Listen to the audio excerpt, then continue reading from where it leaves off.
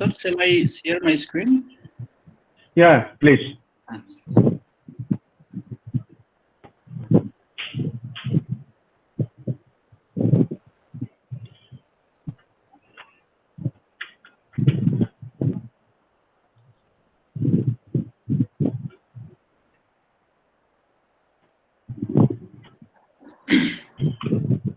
Can you see my screen?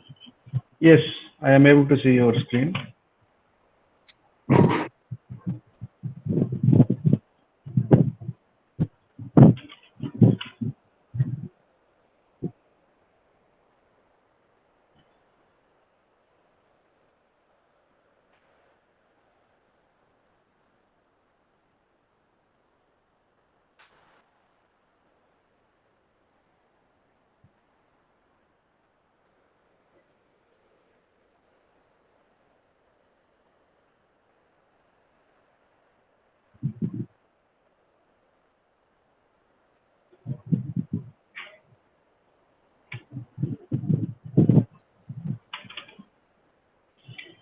So, welcome back. So now let us go into the second session from Professor Ranbir Singh from IIT Guwahati. We have already seen his brief bio. He is a associate professor at IIT Guwahati.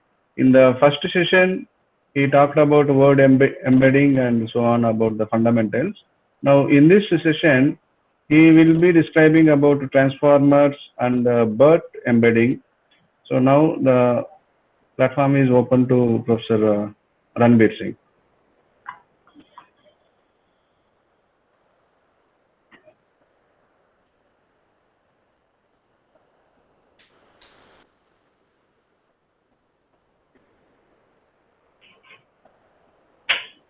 Professor Ranbir Singh.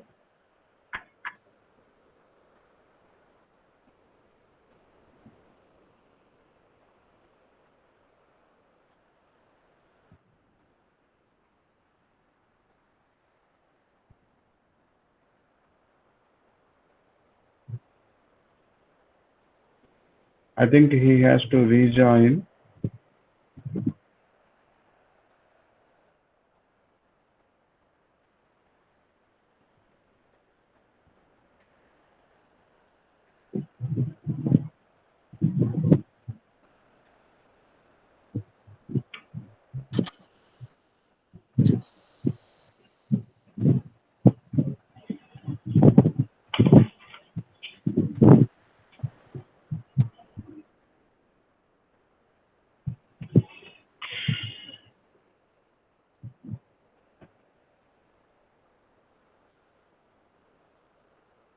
There are some problems with the network connections today.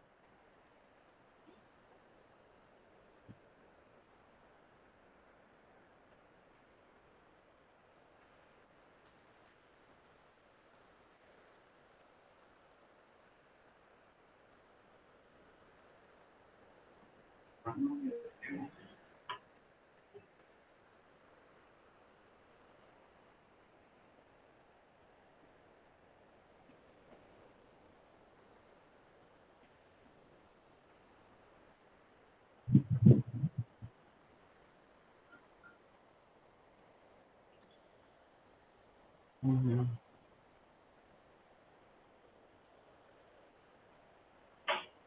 don't know what happened.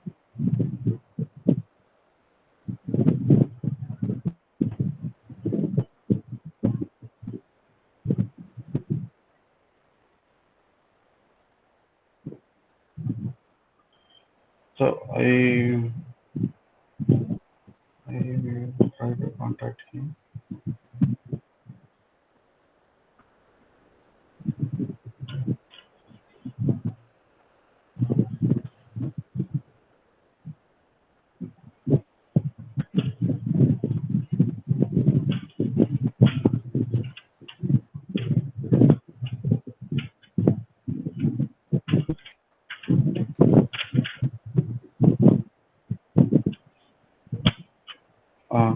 So the problem is if I call from this one, this will be disconnected because this is connected to this one. So can you call him? So his number is 96.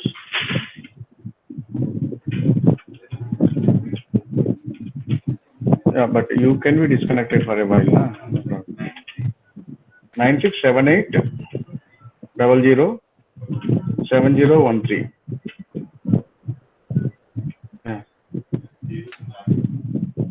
Huh? You can call me and say that you are not connected.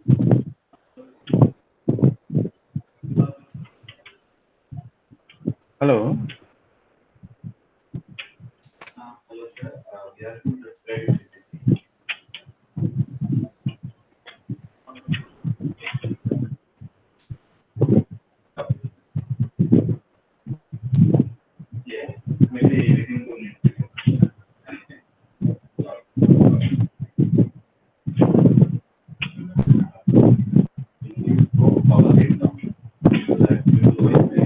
Hmm.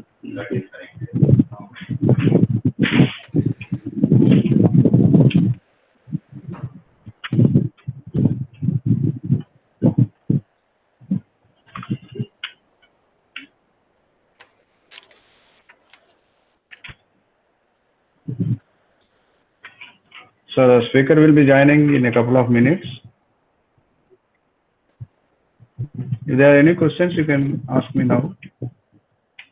You can share the video link and other things. I think now Professor Ranbir has rejoined.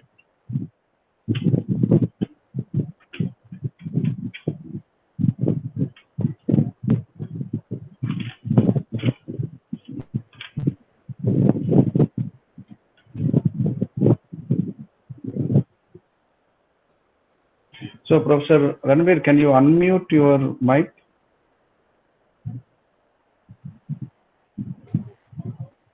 Yeah, we are able to see the screen. Screen is coming up. Yeah. Yeah, sorry, I'm not joining from my office. I'm joining from my home. Then suddenly there was a power cut off. Right. We should be fine now. No problem. It's fine now. Please proceed. So, yeah, please proceed. Okay, so yesterday we have seen what is word embedding and what are the different methods. Today I'm going to discuss one neural model called transformer. Okay, and this is a proposed model from one of the paper called "Attention is All You Need." Okay, it should be attention is all you need. So this is one of the highly cited paper now. Maybe as of now, it might have got something like about 14,000 citations and so on. Okay, so today I'm going to discuss about these models. And for understanding transformer, you also need to understand some of the other neural models like sequence to sequence models, then LSTM, RNN, and so on. So since sequence to sequence model has not been discussed formally, so I'll try to make it a kind of try to make it more of a non-technical uh, discussion. I will not try to go to the mathematical expression, but say without much technical details, let me try to try to explain about this model. So before we start the discussion, I just wanted to connect to yesterday's discussion. So yesterday we have seen how to generate embedding of words in a sentence and so on, but we could not get time to discuss how to apply this embedding on various NLP problems and so on. Okay? But before we begin, so I just want to spend about a minute to explain how to use what embedding in different neural models. And I think you might have already um, got familiar with this in the lab session yesterday and so on. Okay, but just to complete the connections, let me about a minute. Let me try to explain how to do that. Okay, let us pick up a problem like I have a sentence, like say it is a nice movie, and I want to classify this, like say what is the sentiment present in this, say this sentence, for example. So that is nothing but a classification problem. This sentence I want to classify is positive sentiment or neutral or say negative sentiment and so on. Okay. So this problem can be solved using various neural models, but first of all, what I need to have is from the text corpus, first I should create the word embedding, okay, because this is going to be the input to your neural models. So once I have this word embedding, then if I want to use, say, let us say multi-layer perceptron that we have discussed yesterday, then how do I use multi-layer perceptron to classify this sentence, whether it is a positive sentiment or negative sentiment? Okay. So, so what you have now is the word level embedding, but your input is a sentence, right? Then how to generate, say, sentence level embedding? Okay, so embedding can be at the character level, word level, sentence level, document level, and so on. So for classifying this, if I use multi-layer perceptron, so I need to have say representation of this sentence. Okay, so there are various method of generating sentence level embedding, but some of the simplest method could be something like I just perform vector summation of all these embeddings, and that resultant vector is given to the multi-layer perceptron and do the classification. Or say I can find the average of these vectors, embedded vectors, and take that as the input. Or say I just concatenate all these word vectors and form a very large vector representing this sentence and give that as input and so on. So various method you can probably try. And irrespective of that, if you have a multi-layer perceptron, first task is to generate embedding of the sentence. Okay. So likewise, the same problem, if I want to use something like recurrent neural network, I hope that recurrent neural network and LSTM has been discussed in the first session. So if you, instead of multi-layer perceptron, if I'm using recurrent neural network or LSTM, and recurrent neural network and LSTM might be even more appropriate model compared to multi-layer perceptron, because say in the text analysis, the sequence in which what appear in a sentence is very important, and that sequence can be captured using RNN or LSTM. Okay, so likewise, so suppose this sequence of models is, let us say, it may be either RNN or LSTM or by LSTM, whatever. So this is the my say model, and what is going to be input to these models. So if I have a sentence, it is a nice movie, so I have to give embedding of it, then embedding of is, and for embedding of these words, okay, one after another you have to give to the LSTM model or RNN models, then you build the classifier in the last layer and so on. So likewise, you can use a sequential model for classification as well. Or say, if I want to use, instead of say multi-layer perceptron or sequential models, if I want to use something like convolutional neural network, which is very popular in image and video, but now in text also, CNNs are also giving good results. So if I want to use CNN instead of previous two models, then what I can do is I can just create a matrix from this set of embeddings and give this matrix as input to the convolutional neural network and so on. Okay. So likewise, but at the core of all these models, okay, you need to have the embedding. Okay. So this connection I just wanted to briefly discuss. Okay. So let us start about a transformer. Okay. So before discussing transformer, what you need to understand two things. One is something called sequence to sequence model. Okay. And another is something like attention. So attention and the sequence to sequence model, these two concepts you need to first understand. And the sequence to sequence model is a very important model for various, say, NLP applications, like, say, part of speech, NER, machine translation, machine transliteration, chatbot, and so on. For many applications, sequence to sequence model is an important model. Okay. So let us see what is sequence to sequence model in a very abstract manner. So if you look at the part of speech as the task, what is part of speech? Tagger. So given a sentence, I want to tag each word in the sentence with their corresponding part of speech. Suppose is it says so given a sentence which is nothing but sequence of words, my output is going to be sequence of tag, right? Noun, verb, object, adjective, and so on.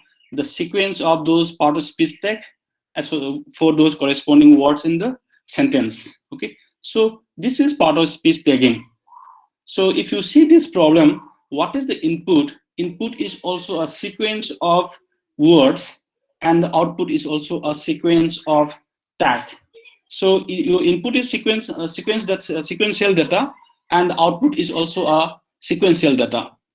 Okay, so if you have that kind of, if you have a problem of this nature where your input is a sequence of data, sequence of sequential informations, and the output also sequential information, then you have to use a model like sequence to sequence model. Okay, so in sequence to sequence model, your inputs are also sequential, outputs also sequential.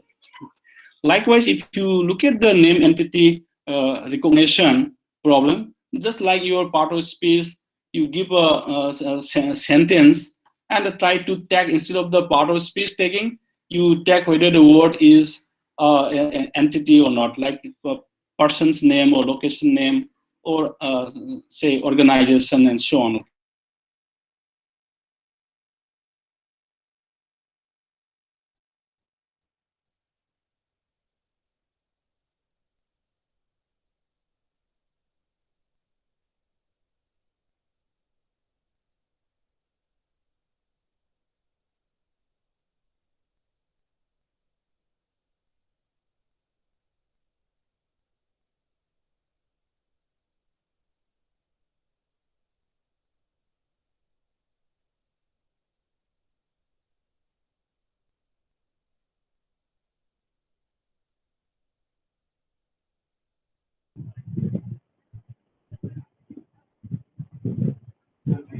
Professor Ranbir, we are unable to hear you.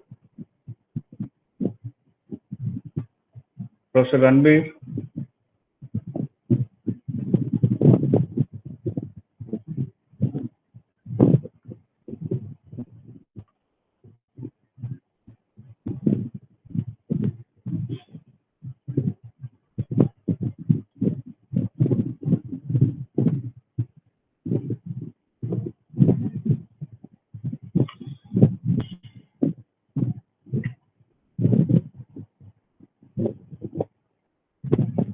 I think he has to rejoin.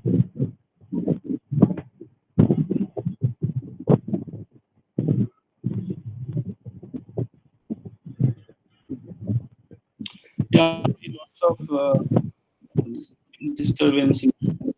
Yeah, maybe the connection problems are there. Yeah. Just again, power fluctuates.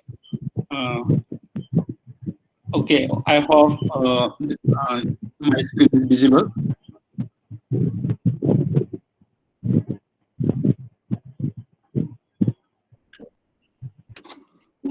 Yes, it's visible now.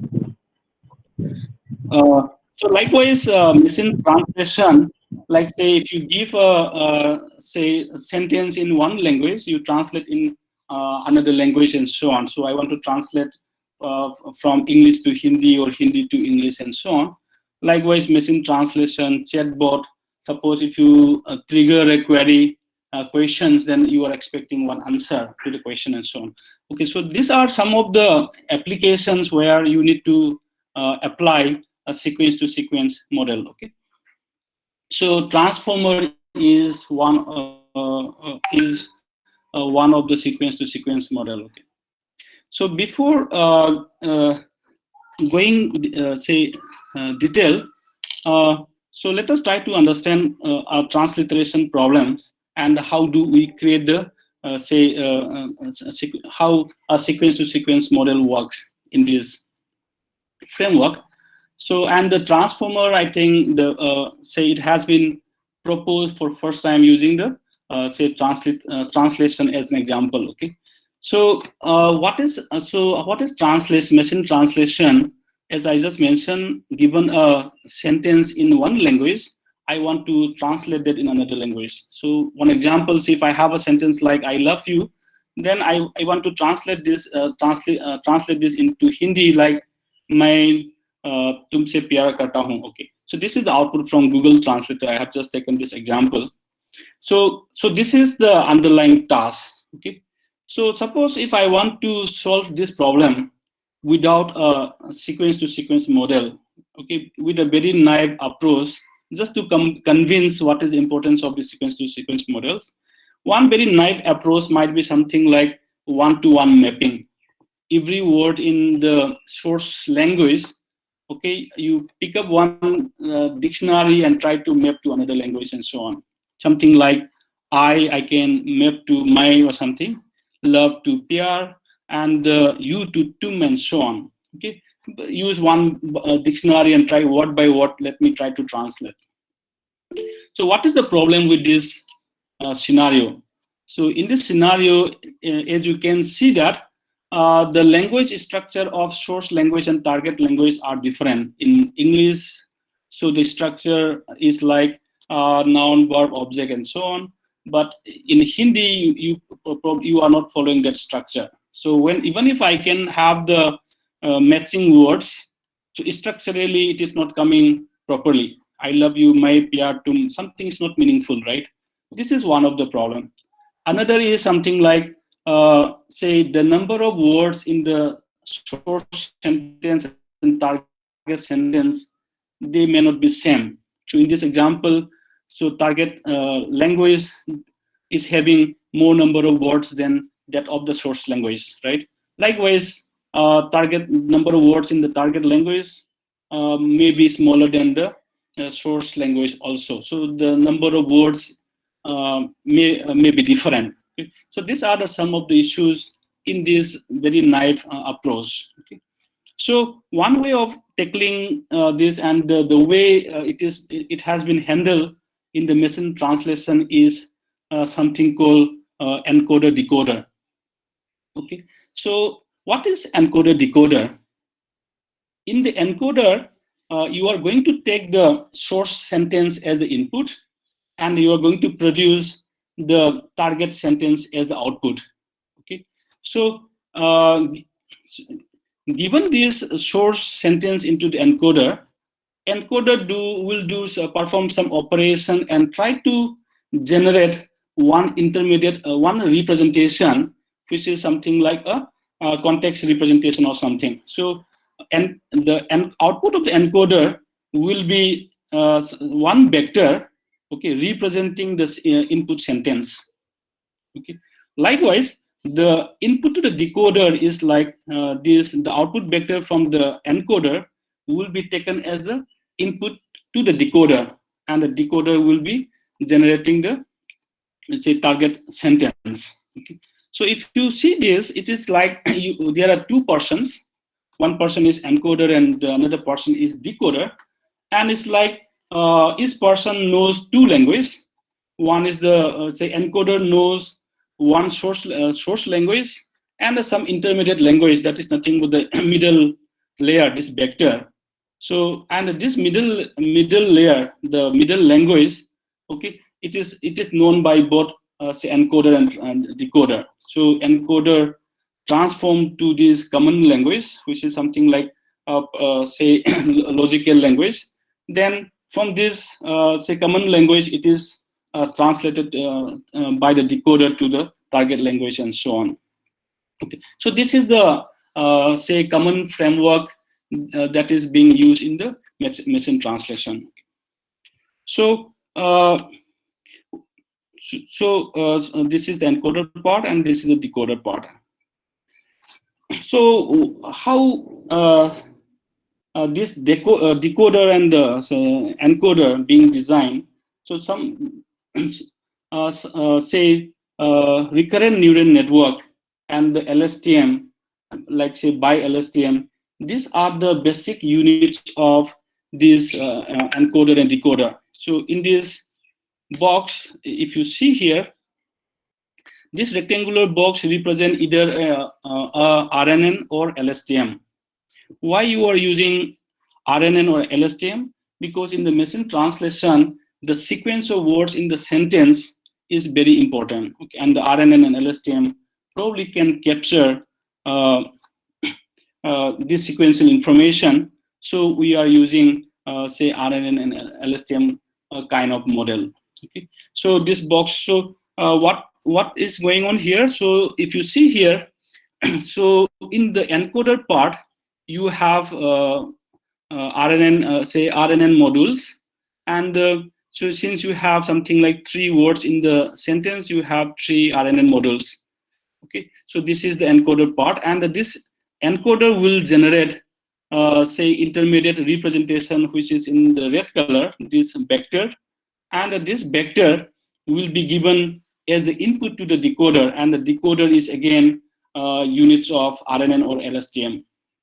Okay, so this is kind of very high level encoder decoder model for using RNN for some kind of machine translation here. Okay, so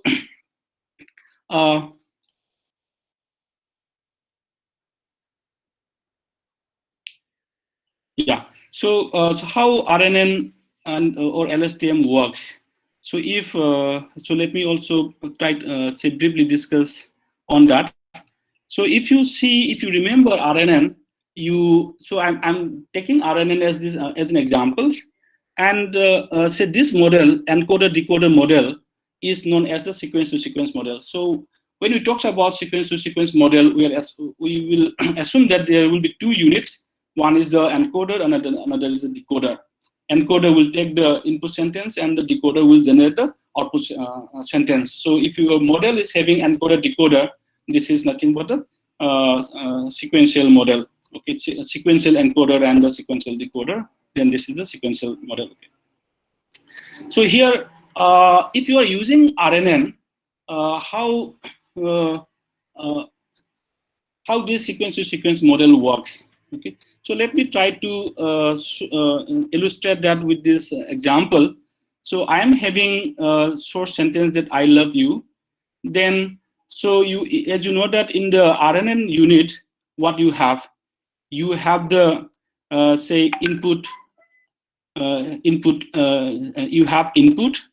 What are the input to this unit? Inputs are the say input vectors and the hidden state of the previous unit, and say it will produce the output as well as the hidden state of the unit will also be given as input to the next unit, right?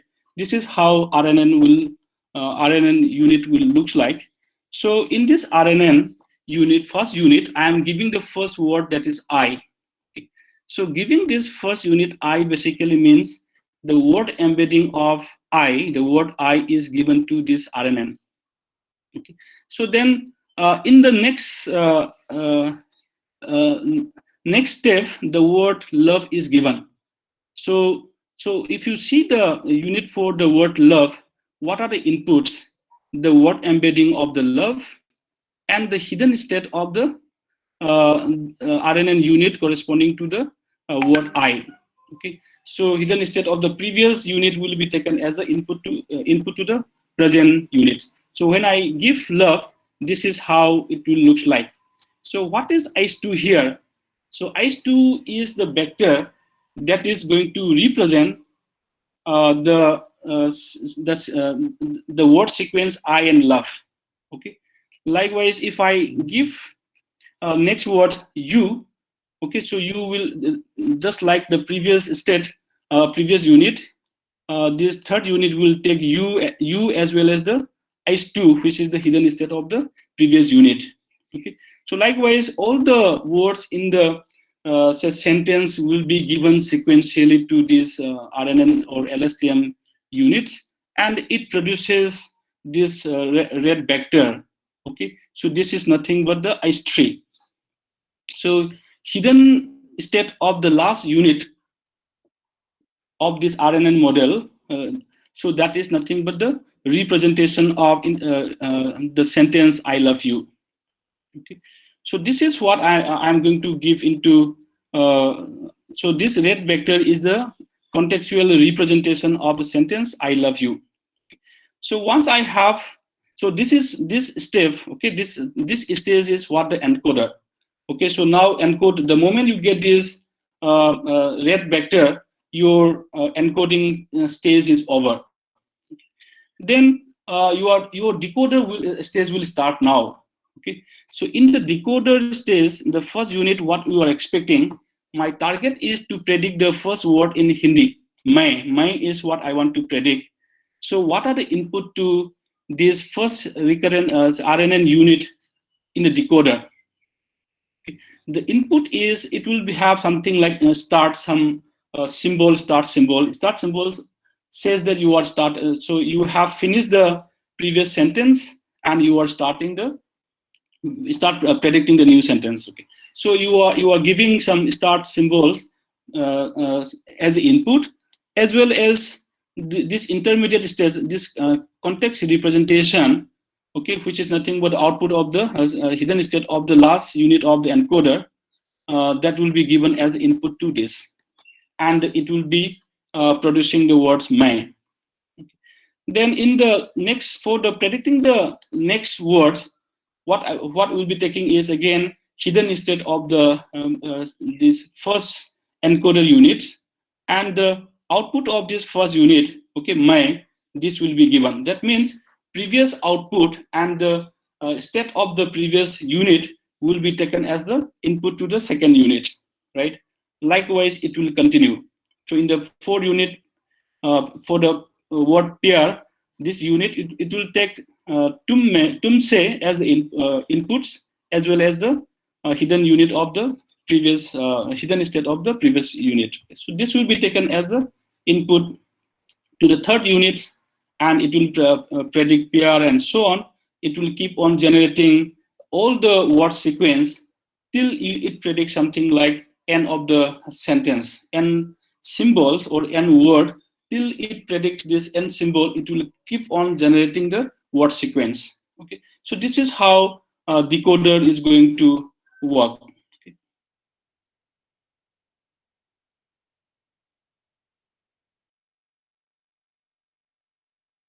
Demo for say encoder decoder for generating say for doing machine translation using sequence to sequence model. Okay.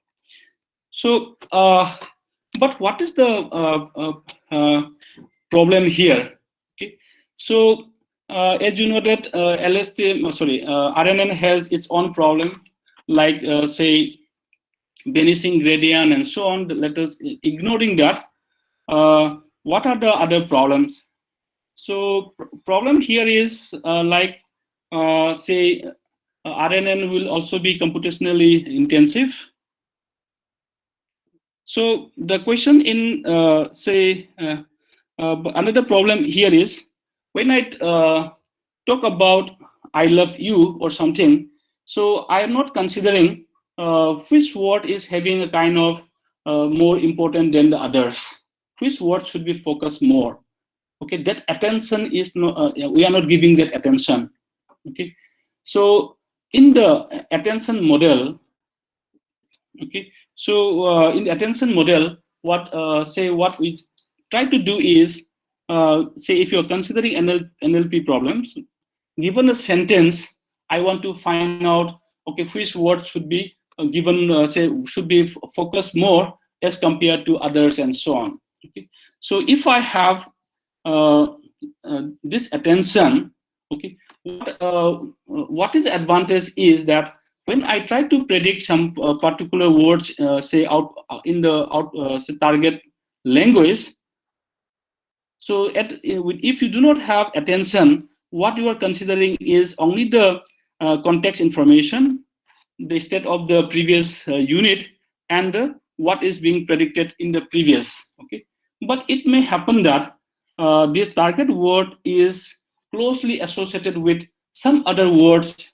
some other words which that may be somewhere in the previous sequence. Okay, like say my might be more closely associated with you or something. It might be closely associated with say some other words. Then if you also know that for this particular target words, this is closely associated with another words like words in the source language, that is I, then you may be able to predict better. Okay, so that is what the concept in attention. And attention has been widely applied in image and the video domain, but lately it has also been started applying in the NLP problem as well. Okay. So with the attention, as I just mentioned, we are going to identify which word to be focused and so on in the form of some weights. Okay. So let me briefly introduce how do we perform attention and say what exactly it is. Okay. So I was talking about say RNN modules without attention. Okay. So now I'm going to briefly introduce how to give attention to the RNN models. Okay. So this figure tried to illustrate that if you look at the say lowest level, this is nothing but this is your basic RNN sequence. Okay. For I love you, I have 3 units: the first unit, second unit, and third unit, and so on. So if you see the last layer, this is nothing but the basic RNN. Okay, so if I don't use attention, I directly I only consider the this intermediate state, that is nothing but this red vector. Okay, so in attention, what I'm going to do is so if you see the figure in the right hand side, this some vector, my and the I love you and so on. If you see here, this try to explain some kind of target heat map that we are trying to estimate. So what this heat map basically means is this my, so my and I, this become near is become close to 1. So my and I is closely associated, and my love are not closely associated. This kind of say vector, this is what I want to estimate, and this vector is going to say that if you are looking for my as the output, then you should be closely you should be considering the word I as the with the higher importance. Okay, that is the idea. Okay, so there are various ways of estimating this vector, but one of the very say basic knife approach is what I'm trying to explain here. Okay. So here, if you see this RNN layer in the units in the lowest level. So now earlier we don't consider these hidden states. So now you are taking off these hidden states. So ICE1, ICE2, ICE3. If you look at the second layers, and what is the next layer? This FC. What it does is you are multiplying, say you are performing some dot product between this red vectors and the say unit the ICE1 vectors. So if you perform say this red vector and the ICE1 vector, what you get, something like dot product, what are you going to get? So this will tell me that how similar these two vectors are. Okay, so this is like, so if you just try to understand this, this is like you are submitting like a query. Let us say I have a query, this is which is represented by these red vectors, and I'm trying to check with this query which key is more closer. Something like ICE1, ICE2, ICE3. Which one of these I'm trying to estimate the similarity between the red vectors, which is nothing. It is like a query, and with some set of keys, this is nothing but ICE1, ICE2, ICE3, and so on. So this, the product of ICE1, ICE2, product of ICE1 and these red vectors, ICE2 with the red vectors, ICE3 and the red vectors will give me the some similarity score between these two vectors. And here I'm referring that this Q is like a query, and ICE1, ICE2, ICE3 are like a key. Okay, then after having so this similarity scores, then we are going to perform say softmax over, because if you see here, ICE1 is for the words I, ICE2 is for the words love, and ICE3 is for the word you, and this product you are going to have 3 weights, right, from these dot products. One weight for say ICE1, another weight for ICE2, another weight for ICE3 and ICE3. Okay, and you are going to perform softmax over this output. So S1, S2, S3 is like they are the say output from the dot products, and if you perform softmax over this, you are going to get a probability distributions of the elements in this vector. Let us say that output is something like 0.08 for I, 0.01 for love, 0.01 for you, and so on. Okay, so this is what we call as the attention weight. So what is this attention, this vector? If you see, what does it represent? It says that for this red vector, okay, I should be given higher importance, and for other two words, love and you, should have lower importance. Okay, so so that information is given by this attention vector that you have. So that is nothing but the that is nothing but the heat map that I'm representing here. Okay, so then once you have this attention weight, okay, then what is the next stage in the attention is that you will be multiplying this attention weight with different values. Okay, that at this, in this particular example, the values are like ICE1, ICE2, ICE3. That basically means the ICE1 vector, okay, which is nothing but the internal state of the first unit representing the word I, should be given higher importance. That is nothing but ICE1 vector will be multiplied by 0.08.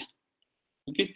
Likewise, ICE2 vector, which is nothing but the vector representing the word sequence I and love. Okay, so this will be multiplied by 0.1. Okay. Likewise, ICE3 will be multiplied by another 0.1. Okay, so this vector, the vector that you get from this weighted weighted summation, this is called context vector. So in the attention method, what we're trying to find is for a given value, that is what I'm going to explain in the next slide. So what is going to be the kind of weighted vectors considering the say attention? Okay, so the value that I want to say re-estimates should be multiplied with the attention weights, where this attention weights represents the importance of the say words in the sequence. Okay, so the heat map that I'm showing here, this is nothing but the output of this attention vector that I'm showing 0.8, 0.1, 0.1, and so on. Okay, so this is this one. So if you look at this diagram, say overall, what is the meaning of this? It says that if you look at the first node of the decoder, it is producing May.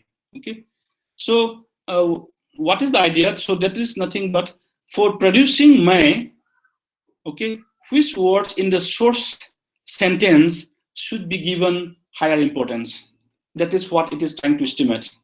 Okay, so it is telling that, so this attention weights and the values, it is telling that for May, you should give higher importance to say I, the word I, because you are having higher weights there in the attention vector. Okay, so likewise, next is like if you continue the same say prediction, next word that I want to predict is tumse. Okay, so this is the word that I want to predict.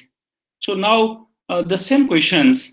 So for predicting tumse, which words in the source sentence should be given higher importance? Okay, so if you look at this so difference between the previous estimate and this estimate, in the first estimate, that is nothing but for the estimate of the first word in a decoder. Okay, in this attention function, this FC functions, you are giving the output of the last unit in the encoder. That means encoder state, this intermediate states, okay, this is what you are giving as the input to this. That means you are performing dot product between these red vectors and the H1, H2, and H3, and so on, right, for May. But when you do for tumse, right, so instead of H3, you're going to perform dot product between D1. D1 is nothing but the hidden state of the previous unit in the decoder. Okay, so I'm going to perform dot product between D1 and the H1, H2, H3, and so on. The same process. Okay, so what is the idea here? It says that for tumse, if I'm producing my as in the previous state, so my previous states, so I'm D1 is like a query. Okay, so I'm submitting this query and trying to see what should be given more importance, and then you perform the same softmax and get this attention vector. And if you see here now, the word U is having higher weight than the other words. So that basically means now you should be giving more weightage to the word U. Okay, then the same process continue. Okay. So if you look at the units in second unit in this decoder, what are the inputs? Inputs are, okay. So you are say, yeah, I just missed. So this should be taking the output of the previous states and the context, this context vector.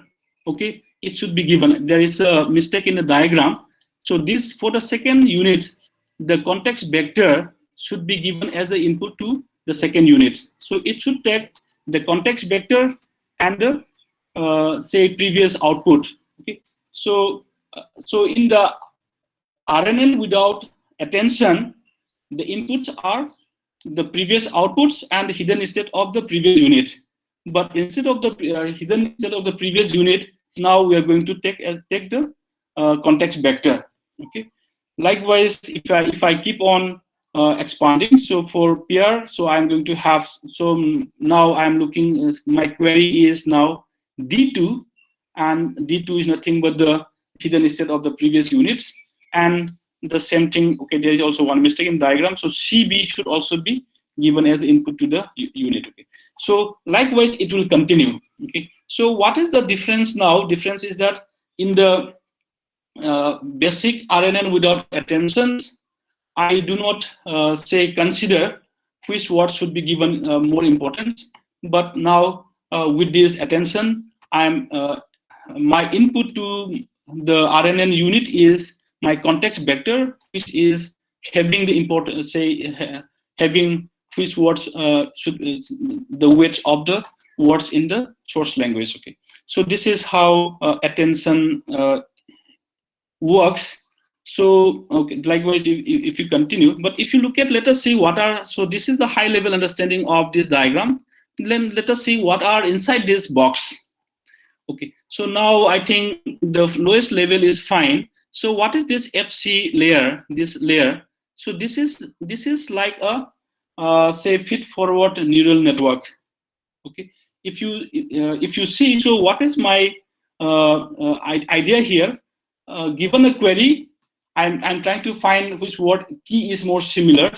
So here, so what is my query here? My query is Si minus 1.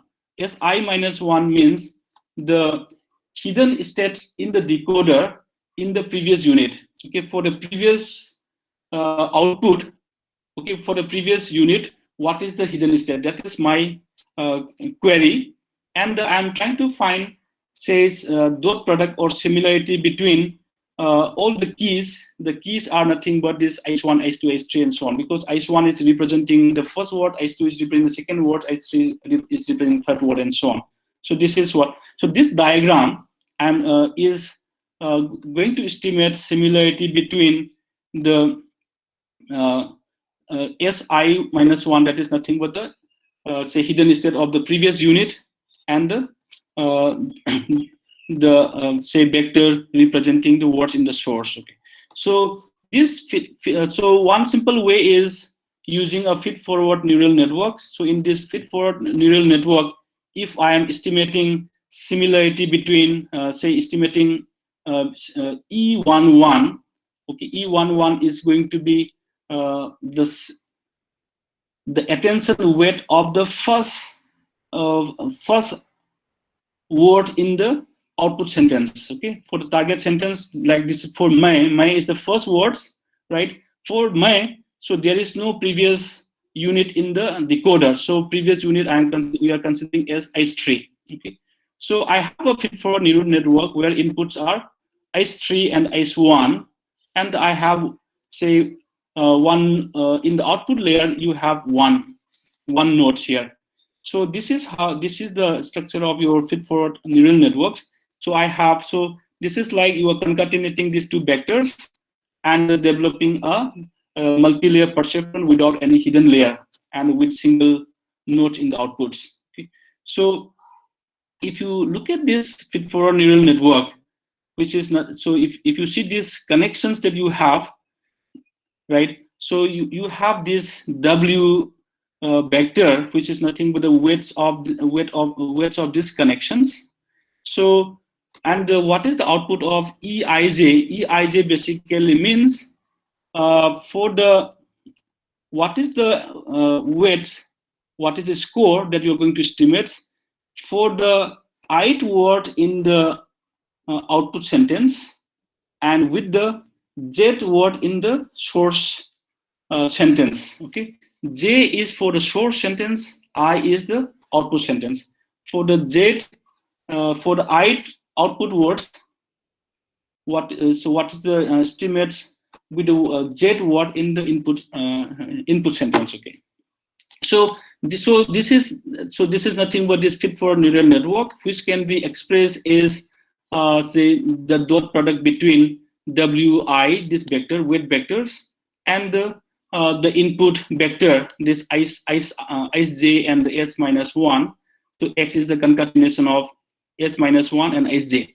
So this product will give me the kind of dot products, and the activation function, say I'm in this example I'm giving the 10s, something like that. So 10 with, so this Eij is the estimates that represents the similarity between Si minus 1 and Sj. Okay, so this is what the say attention score now. And then so you have to do this for all the words in the short sentence. Okay, so I have to do this say EI1, EI2, EI3, and so on. If I have 3 words in the short sentence, I'm going to have E1, EI1, EI2, EI3, and so on. Okay, that is nothing but S1, S2, S3 in this diagram. So this S1, S2, S3, S1 represents E, say E, say 1, for these May examples. Then S2 represents E1, 2, S3 represent E1, 3, and so on. Okay. So over this, over the vector that you get from Eij, you apply softmax, and then you are that is going to be the attention vector. Okay. So this is, so if you just summarize that, what is the, so now from the Eij, I have got the similarity score. Then you apply softmax over this. So you know that softmax is can be defined in this by these expressions, which will give you the probability distributions. Okay. Now you apply the softmax. Then after that you generate the say context vector. So if you look at here, context vector is nothing but the product of say the weighted summation of the elements, right? So if you're considering Sij, okay, what is the weight of Sij for the query I? Okay, that is nothing but alpha Ij. Okay, so alpha Ij is the output from the softmax is going to say it is nothing but the say this is nothing but the weight of the query I for the key j. Okay, so that is, so now if you multiply with all the elements in the Sj vectors, then you are going to get Cj, sorry, Ci. So Ci is the context vector for the say word I. Okay, so likewise, so this is what we are trying to get, and this is what we are going to give into the next layer. Okay, so this is how the typical attention has been estimated. Okay, so as a generic concept, attention can be realized something like this: a key, a query, key, and value. Okay, so you have a query, and you have a kind of database with corresponding key and values. Okay, so now this is like you have this database that has key and values, and you have a query. Okay, so you are trying to find that particular key with the maximum say highest similarity, and what is the corresponding value of that particular key. That is what it is going to produce. Okay. So this is what the generally attention mechanism works. But in the machine translation, how this attention is being applied, as I just mentioned in the particular example that I have taken. So the query here is the words in the target sentence. Okay, and the keys are the words in the short sentence. Okay, so this is like for a given word in the target sentence.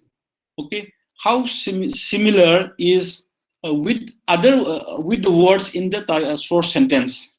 Okay, so that is what we are trying to find out. So this value is the kind of representative vectors that represents the similarity between say query and the key. Okay, so that is what. So if you go back to this example, okay, what is query here, what is key here, what is the say value here. Okay, so query is the words in the target sentence, that is nothing but may. Okay, then what are the keys? Keys are nothing but the vector representing the words, that is nothing but hidden state of the corresponding units, H1, H2, H3. These are the keys. And what is the value that you want to say perform weight adjustment? That is nothing but the H3. H3 is the value. So your H3 is the value. H3 is the values. Oh, sorry. So now this may is what? May is, so for may is the query. So how do you represent may? May is represented by the previous state, because in the expression, if you remember, this is represented by Si minus 1. Okay. So in these examples, the query representing may is nothing but this red vector. Okay. So that is the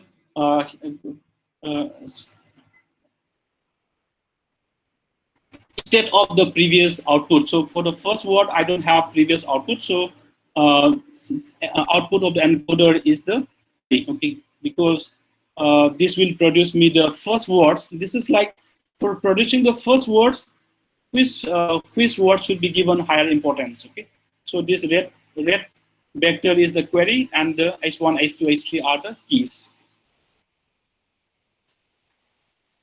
So this is what the query key and the values. Okay. So there are different types of attention, but some of the attention methods are like, say, basic dot product attentions, where you perform dot product between the query and the key.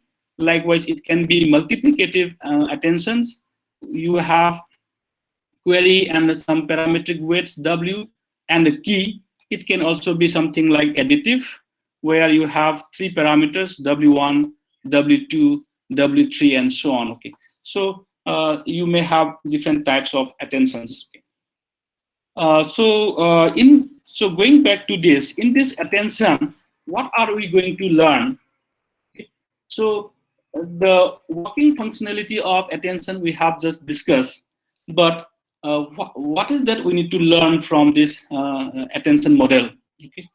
In addition to your parameters in your basic neural models, in this particular example, W, this W is the attention weight that you need to learn from the data sets. Okay, so you have this W, these weight vectors, Wi. Okay, this is Wi is for the IIT words. Likewise, if you consider for all the words, then it is going to be a matrix. So W matrix is the attention matrix, and where its row corresponds to say this attention vector. Okay, so this is what you need to learn from the model. Okay, so that talks about different types of attentions, and in transformer, one specific type of attention is being used, that is called self attention. Okay, so in the previous attention, we are trying to find a relation between words in the output sentence and the words in the source sentence. Okay, so in the self attention, what we do is, words in the same sentence, we are trying to find what is the relation. Something like, if I pick up a word you, okay, which word should be given more higher say importance? Okay, like higher association or importance. So should I give higher importance to love, or should I give higher importance to why? Okay, so if you are finding attention within the same sentence itself, then it becomes the self attention. Okay, then when in the self attention, what are you going to have? Your query is, suppose in this particular diagram, I'm trying to find association between you and others. Okay, so you is going to be the queries, and I love, and you can also find association with the self, I love, you. These are the keys. Okay, so the query and the key, you are trying to find the similarities. Okay. Okay, so this is the self-attention. Okay, so now, so with this basic understanding, let us go to a transformer. What is transformer? So the title of the paper is Attention is all you need. This is the paper, and if you have not gone through this paper, please read this paper. This is one of the most cited paper. Okay. So what we are trying to do in transformer. Okay. So I don't want to put this sequential relation between the words. That is what we are trying to do in transformer. So now in the recurrent neural network, you have this sequential relation. Okay. In the transformer, I don't want to put this. Okay. So in the transformer, so basic high level understanding is this. Okay. So this is just the illustrative example, not the actual transformer architecture that we'll discuss a bit later. So if you consider our earlier examples, recurrent neural network examples, so now in this particular models, here it is the attention-based models, but sequential information I have removed. Okay, so sequential information I have removed, then what we are doing is without this sequential informations, I'm estimating your attention. Okay, so the way you have estimated this attention, I'm still keeping the same. What I have removed is the sequential relations between first word, second word, and third word. Okay. So the moment you remove the sequential information, then sequential information is lost. Okay. So you have to come up with a method to capture this sequential information also. Okay. So before that, so since I do not have the sequential information in this example, what I'm doing is, instead of giving this word sequentially one by one, I am giving all the words in the source sentence together. I love you, all the words together I'm giving. Okay. Then if you give all this together, then there is say connection between the outputs of the first unit, second unit, and third unit, and you get a vector. And this vector is what you have, you provide in your attentions. Then you apply the softmax, and you apply the say attention weights, and then you estimate for the first word. So now when you predict for this, you in this particular figure, I'm just say trying to predict the word may from the say starting words and the context vector. Okay, but in this context vector, I'm not having any sequential information. So let us say this is my scenario. Okay. Then, but one change here is, in a sequential model, you are giving all these words one after another sequentially. Here, but here I'm giving all together. Okay. So now, if I have this, so now I have got the context vectors and input state, that is the start. Then I'm predicting may. So now in the next layer, for the next word, tumse, now what are the inputs? I am taking all the previous words in the decoder also. So now I am not only the previous words from the previous units, I am also taking the say the symbols start as well. So start and may will be the input to these new second units, and then context vector is also giving as the input. So here I am capturing the representation of the input sequence. Okay, what is the previous outputs and what are the previous words in the decoder. Okay. Likewise, I can for the next word pair, I'm giving the context vectors, then previous output, that is tumse, and what are the previous input to the decoder, which is nothing but the previous output. Okay, start, may, tumse. These are the previous inputs to the decoders, right? All the previous inputs also I'm taking. So likewise, I can keep continuing. Okay. So likewise, this is the say very high level say design of a encoder and decoder without this sequential information. Okay. And as I just said, so in this example, the sequential information is lost. Okay. So if you have the sequential information, if you do not have the sequential information, then you have a problem in capturing the structure of the language, right?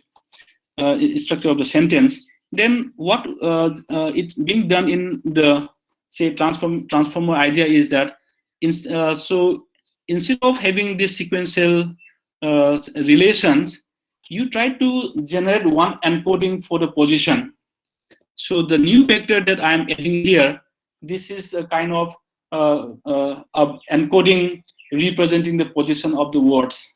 Let us say I is the first words. So in the position encoding, I'm giving something like 001, just to represent, say that, okay, this is the first words.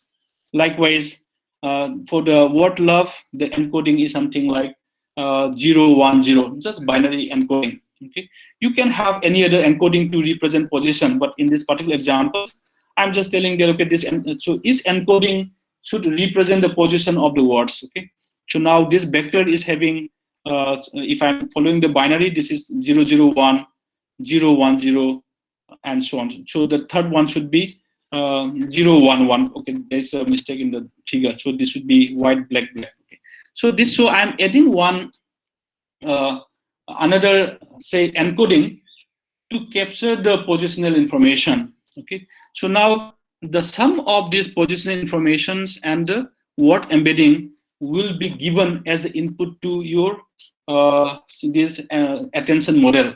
Okay, so once, so now if after adding this positional encoding, so now you also have the position information. Okay, so these particular models with the position informations, so this is, it will be able to capture the sequential information now. So in the decoder side also, okay, you have to say which word is the first word in the say target language. So that position information also you need to give. Okay, so if you see here all the input to these neural models, RNN models, I am giving one positional encoding. Okay, so this just to capture the positional information in the decoder side as well. Okay, so this is the idea in transformer. So in a transformer, what you're going to have, you all the words in the say source sentence will be given at a time, and along with the encoding, say positional encoding, and apply attention on that. Okay, that is what the that high level and say motivations of the transformer architecture. Okay. So this figure shows the actual architecture of the transformer. Okay, so if you see the blocks in the left hand side, this is the encoder, and the blocks in the say right hand side, this is the decoder.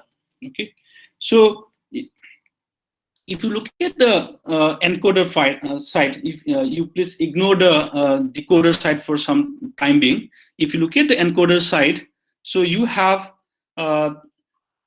three basic models. Okay, so what are the three basic components? What are the basic components?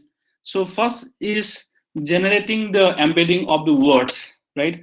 So in the generating embedding of the words, you are considering both the word embedding representing the words. So if I have say the words in the sentence "I love you," so I have the word embedding for each words "I," "you," "love," "you," and so on.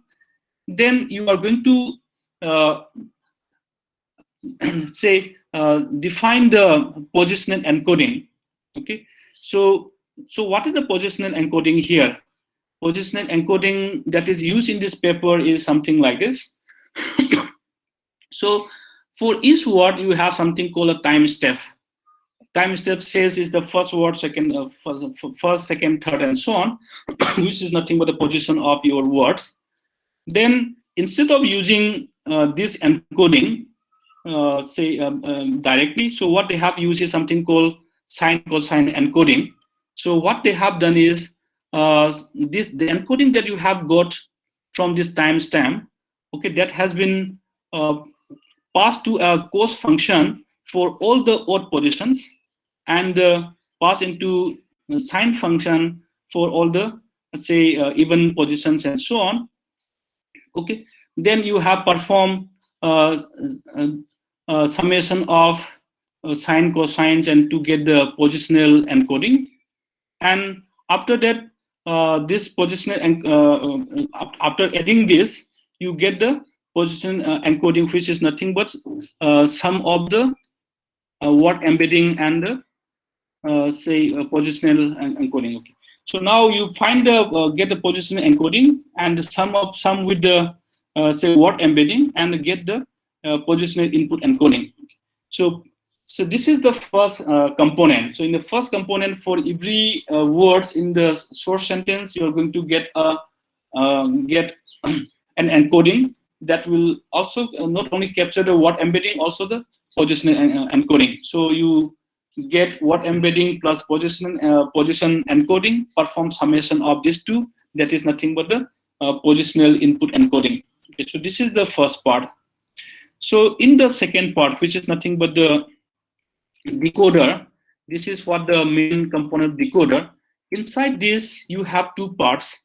One is something like multi-head attentions, and another is a feed forwards. Okay, so in the self-attention that we have discussed a while ago, that is what we are going to use in the multi-head multi-head attention here. Okay, so in transformer, transformer has used self-attentions, and we'll also try to see what do we mean by say multi-heads. But before that, before multi-head, let us first try to understand this self-attention in this encoder layer, okay, in the encoding stage. Okay. So this figure tried to explain this self-attention, okay, how self-attention has been estimated in the transformer. Okay, and as you see here, you have Q, K, and V, three different types of vectors. Q means query, K means key, and V is the value. Okay, so but the whole idea here is I want to estimate say the association between the words in the same sentence. Okay, that is the whole idea. But this block diagram shows how it is being estimated inside. Okay, so what is being done is, let us say my input words are I love you, and and I have these vectors now, and this vector in this particular example, these vectors are the positional encoded input vectors. Okay, that is nothing but this vector that you get after adding the position information. So now you have this. Then what we want to find is the self-attention, which is nothing but a dot product with the query and the key. So if I say, if I want to find association between you and you is my query, okay, and then other words are the key. So you find association between you and you and love, you and I, and so on. This is what we want to find out. Okay. So now, first thing is that I want to find association between I and I. When I say I and I, my query is I, key is also I. Okay, and this rectangle shows that okay, association is very high. Okay, this is close to 1. It is something like that. Then I want to find say association between I and love. So in this case, I become the query, love become the key. Okay, and this is so association is a bit low. That's why the value is smaller, means darker. Okay. So in this heat map, likewise association between I and U. Okay, by perform a dot product and take the softmax. Okay, so that is what it is showing in the left hand side diagram. If you see here, this between Q and the K, you have a layer called matrix multiplication. Okay, so this is nothing but if you so if it is matrix multiplication where you have considered all the words together. But if you consider one word individually, this is nothing but the vector multiplication. So this matrix multiplication layer is what is being done here. Okay, so now dot product between I and the I. Okay, I and the love, I and the you, and so on. This dot product. Okay. So likewise you do for all the cycles. So now as I just mentioned, for given the words sentence "I love you," okay, I have corresponding position encoded vectors. Then I may apply this vector to some linear, say linear neural models if I want to increase or decrease the vector size. Otherwise, I can directly fit. So I have put one linear layer here just to say that if you want to change the vector size, you can apply it, say one feed forward neural models here and change the vectors. Okay. Then I am forming three matrices: query matrix, key matrix, and the value matrix. So what are these query matrix? So at this point in self-attention, so you are just combining all these vectors that you get, embedded vectors that you get for the query. So if you look at the first column vector that you have in the query, it is nothing but I. Second column vector is love. Third column vector is the you. Similarly, in key, you have the first column vector is I, second column vector is you, and the third column vector is, second column vector is love, and third one is you, and so on. Similarly for value. Okay. So now you are generating these three matrices: query, key, and the values in the self-attention. So this is nothing but the replications of these embedded vectors. Okay. This is what I have. Now you perform this product between these vectors, right? So this matrix multiplication. So when you multiply query and the keys, you are getting the score. Okay, so this score is nothing but how closely this query and the key associated. Okay. Then if you want to do say some scaling, then the paper has also applied one scaling. So in this score matrix, they have divided by square root of the dimension of the key, and you have got the scale matrix. Okay, this is just to say scale down the size of say the value in the score functions. Okay.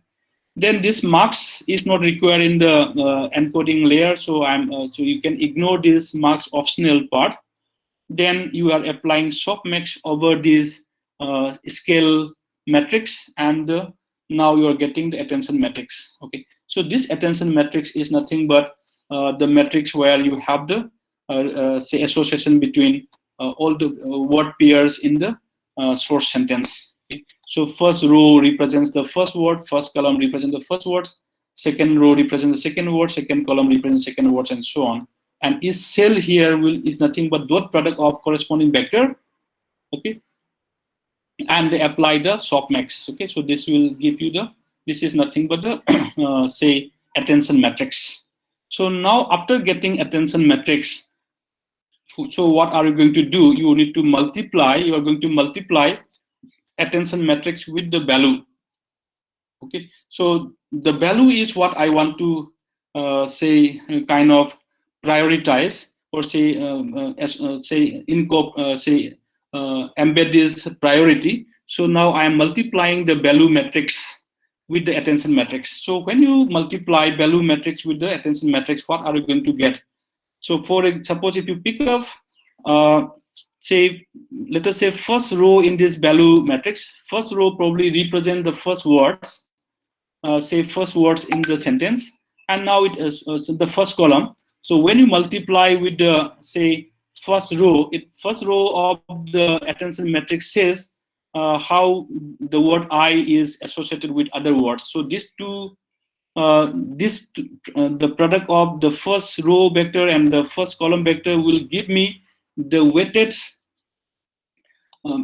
weighted values of say in the transform space. Okay, so this says that the value, the first word should be given higher importance. So that in prior say that weight value is incorporated here. Likewise, if you multiply with the second rows and the say first column, you will get the second elements, and so on. So now you have got the transform input representation. So this transform input is nothing but the representation of the your input input words with the corresponding say this prioritize weights.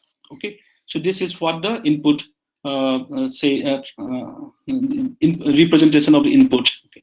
So this is what you are going to get from this multi-head. So multi-head I have not explained. So this is the self-attention with single head.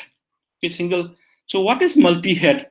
Multi-head basically means you repeat this self-attention process that we have just discussed with in the for say different values of different representation of the words. That is what multi-head means. Okay. So one example. So if you look at this multi-head diagram from the paper, if you see here, now you have the value, say query key values and so on. Then you are dividing these vectors representing B, K, and the query into different representations. You are creating multiple representation of V, multiple representation of K, multiple representation of Q. And for each representation, you repeat the self-attention that we have discussed. Okay, and say repeat that for those repeated representations. Okay, different representations.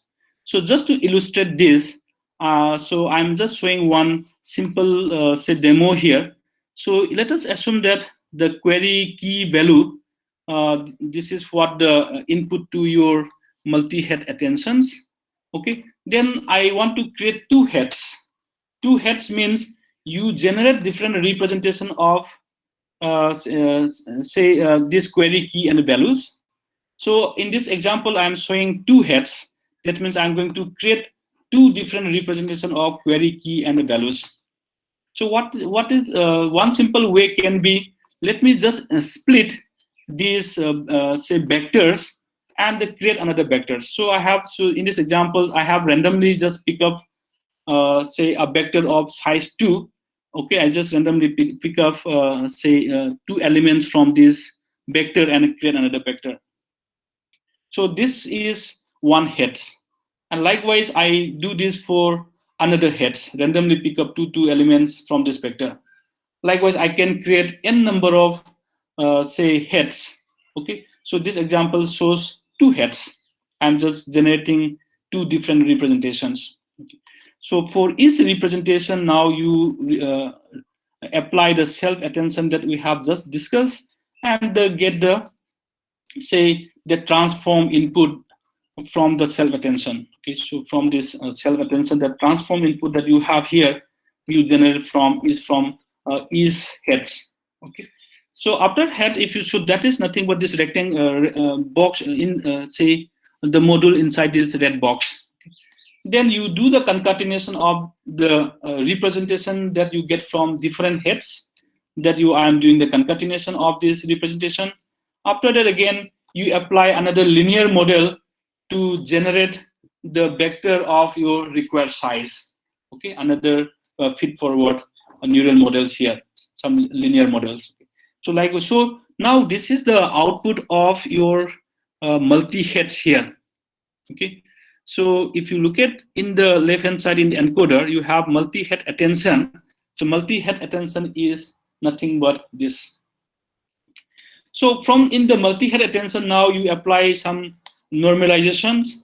So if you look at in the multi-head attention here, so when you get this transform input, okay, the position information is kind of distorted, and that is that is not the influence of that may not be present in this transform input. So then what in the next layer, this add and the normalization, what it does is the output from this multi-heads and the positional encoding that you have generated, that has been added and the normalized and to generate another representations. Okay, so that is what the that is what this add and normalizations. And this has been again given to another neural models. So in this neural feed-forward neural models, you are giving the output of the lower add and norms, and the output of this feed-forward neural network is again given to another layer normalization. Okay, so this is what the encoding. Okay, so in encoding, if you see now what you have got, so now you have say this is the brief understanding of your encoder. So now you have say you have got the layer normalization. From here you are getting the encoding output. Okay, so the vectors, the matrix on the top is the encoded representation of your words in the source sentence. Okay, the first column vector is the say representation for say first word. Second column vector is representation for second words, and so on. This is what encoder. Okay, so that you will get from the encoder. So in the decoder, so this is all about encoding. So in the decoder, okay, sorry, before that, so we have just explained a encoding with one layer. Okay, in a deep neural network, you may have many layers, right? So if you want to increase the number of layers, you can just replicate these encoding modules. You can stack up one after another. Okay, and the output of the final output of that stack is going to be the encoder output. So this is about encoding, like, but in the decoding, so in the right hand side you have the decoding. If you look at the say this component in the decoding, they are almost same, right? This multi-head attention is same as what you have in the multi-head attention in the encoder. Feed-forward neural network is also same as the one you have in the encoder. So what you have, what is the difference is something you have something called Mark's multi-head attention. Okay, so that is the only difference that you are going to have between encoder and decoder. Okay. So if you look at the decoder side, so you have say what are the inputs here? So inputs to the encoders are nothing but the words in the source language, and likewise input to this decoder are nothing but words in the target language, right? So the Hindi words, that is the target language, those will be given as this one. So this embedding and the positional encoding are same. You find so first you provide the word embedding of those Hindi words, then you find the positional encoding, perform summation of that two, and that will be the say positional encoding of those words in the target language, okay, target sentence. Okay, that is what you are going to give into the decoder modules. Okay, so in the decoder modules, the first component is Mark's multi-head attention. Okay, so this is also a self-attention that we have just okay. This is also self-attention that we have discussed in the encoder.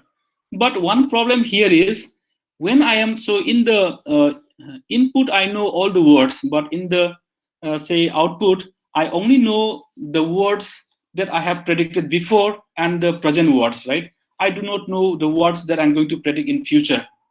So that is what the marks means, basically means. So when I'm at the first words, okay, I do not know what are the other words. So when I do the self attention estimates, okay, I can only perform attention between the word itself and the previous words. Future words you cannot perform, so you have to mark them.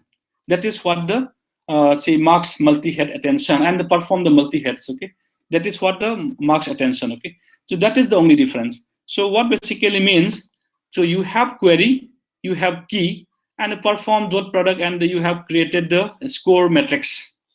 Okay, that is the same thing that we have done in the encoder. Then you perform say softmax and create the attention matrix. Then in the attention matrix, if you see the first row is the first words. When you are at the first word, I do not know about the second and third words. So that's why I'm masking them. Okay. Likewise, when I am in the second words, I do not know what we do not know about the third word and fourth word and so on. So I'm masking them. So this mask matrix is nothing but 1 0 0. All the blacks are zeros, and this white are ones. So if you just perform like element-wise product between these two, you are going to get the marks attention matrix. This is so all those future words will be 0, and others are the attention values that you have. So this is what the marks attention. Okay, this is the only difference. Rest are same. So now you apply multi-heads here the way you have done in the encoding. Then you perform normalization. Okay, but one, so this is the first component of the output of this is the first component of decoder. Okay. So what you have, so one interesting part is, so in the encoder and decoder joins in this multi-head attention component. Okay, so what do you get from encoder? From the encoder, okay, you are going to get the key and the value pairs. Okay, and the query is from the decoder. So if you see here, whatever you get from this marks multi-head attention, this is what you are giving to the multi-head attention in decoder. Okay, so this is the query. Okay, and all the words say in the source sentence, okay, those are the keys. Okay, so you have key and the values. So this is just the replicating the same vectors. So so now you find similarity between the first words and in the target language, target sentence, and the other all other words in the in the input sentence. Okay, so now you get the key and the value from key and the value from value pair from the encoder, and the Q from the decoder. Q is nothing but the output that you get from this marks head attention for the words in the target sentence, and the key and the value pairs are the vectors for the vector that you have got in the encoding stage here. So these vectors are the key and the values pair. So if this is the first words, I'm going to create key, and I'm going to replicate this, the same vector for key and same vector for view, values, and perform this multi-head attentions, and likewise all other remaining steps are same. Okay, so you continue that. So so this is what the decoder in the transformer. And if you want to have multiple layers of decoder, you can stack them again. So the output of the last say module, you pass that to a softmax layer and build a classifier. Okay, so this is what the transformer architecture. Okay. So what are the main points that you need to note here? First point is that you have removed the sequential relations. Instead of that, you have used the positional encoding. Okay. Then you have used the self-attentions, and you have replicated self-attention for multiple heads. Multiple heads is head represent one particular configurations. So idea is that one particular head might be capturing information about one particular perspective. If you want to capture for different perspective, you create multiple heads. Okay. So that is what the multi-head attentions. And so these two are the basic components in transformers. Others are for generating the regularized representations. So with this, this is all about transformer. So do I have time for? Oh, I think I have already crossed time. Yeah. So the time is already. We crossed 5 minutes more actually. Yes. Yeah. So I think then I probably could not discuss BERT. Maybe some other time if I get a chance. Maybe. So if there are any questions from the audience, one or two questions, quick questions can be raised. Sir, I have one question. Yes, please. Actually, in the encoder and the decoder part, where you mentioned like embedding for the input and embedding for the output also. Okay. But since we have to do prediction for the output, how do we get the embedding? Oh, yeah, I understand. No. This is about a training data set. So you are going to learn the models, right? Yes, So sir. you have the pair of short sentence and the target sentence. Okay. So this is for the training. So when Okay. you have, Okay. but when you actually deploy, you do not know what is the say target words. So that is where you are going to pass the output of the previous say decoder unit as input to the next unit. Okay. Any other questions, please?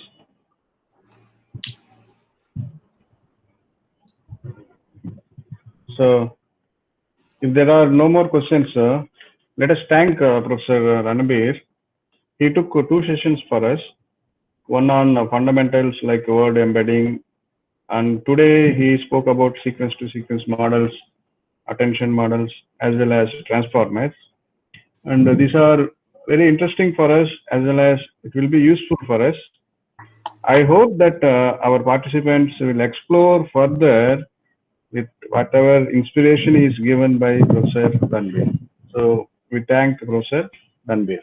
Yeah, Thank thank you. you very much. I think tomorrow you are having sequence to sequence model one sessions, Yeah, right? Maybe you will yeah, have yeah. the clarity on Yeah, this. yeah. Some more clarity will come. So this is only an inspirational faculty development programs where the participants will get some motivation to explore further. So thank you. Right? Thank you very much.